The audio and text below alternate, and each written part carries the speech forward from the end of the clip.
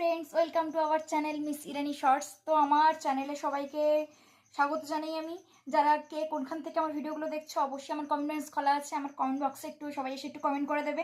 আর এখন হচ্ছে আমি সবজি টবজি কেটে উঠলাম, ফুলকপি আলু সবজি হবে আর রুটি অলরেডি বানানো কমপ্লিট, তারপরে দেখাচ্ছি। নিচে তাই ফুলকপি আলু সবজি তো কাটা হয়ে গেছে, এবার হচ্ছে টমেটোগুলো কাটবো, লঙ্কাগুলো। তারপর তো বন্ধুটা ঝটপট করে এবার আমি টমেটোগুলো কেটে নেব।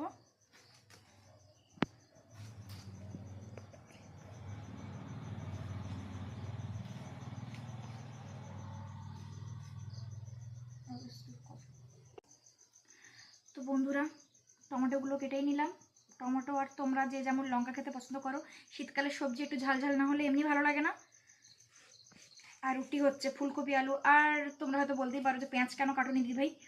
তো অবশ্যই পেঁয়াজ আমি কাটিনি, তার কারণ হচ্ছে আমি শনিবার মঙ্গলবার আমি তুলেছি, নিরামিষই খেতে হবে এই দুদিন। মানে আমার ফ্যামিলির কেউ করছে না, মানে আমারই করতে হবে, মানে আমার ইচ্ছা হচ্ছে। আর এই অঘ্রাণ মাসে বৃহস্পতিবারটা সবাই জানো হিন্দু বাড়িতে, বাট আমি কাউকে ইয়ে করছি না, কিন্তু এটা মানে লক্ষ্মী পুজো একটা হয় না বৃহস্পতিবার করে, তা সেই জন্যই অঘ্রাণ মাসটা বৃহস্পতিবারটাও করা হবে। তো আবার ফিরে আসছি কিছুক্ষণ পরে। তাহলে ফ্রেন্ডস এই যে কড়াটা আমি ধরিয়েই দিলাম,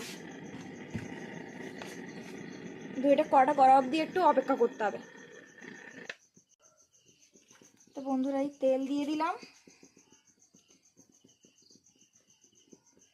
সাদা তেল সর্ষে তেল একটু মিক্স করে নিলে এমনি তরকারির স্বাদটাও একটু হয়, শুধু সর্ষে তেলেও হয়, বাট একটু সাদা তেল একটু সর্ষে তেল রিফাইন তেল সর্ষে তেল একটু দিলেও এটা খুব ভালোবাসে তরকারি।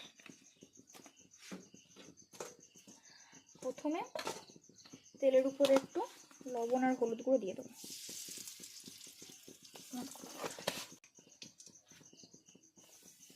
হলুদ গুঁড়ো দিয়ে করে আলুটা তো তুলেই দেবো।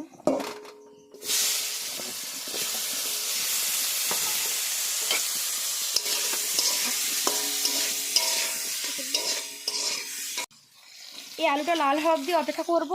আলুটা অলরেডি একটু গোল্ডেন কালার হয়ে এসছে, আর একটুখানি হবে না। আলুটা হয়ে গেছে, আর আলুটা আমি তুলে নিলাম।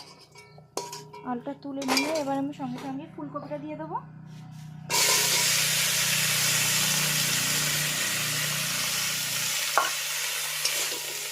জোর কমা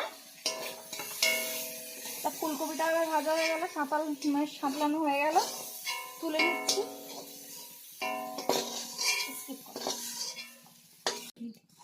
তো ফুলকপিটা করা হয়ে গেল, ফুলকপি আলু সবই ভাজা ভাজা হয়ে গেল।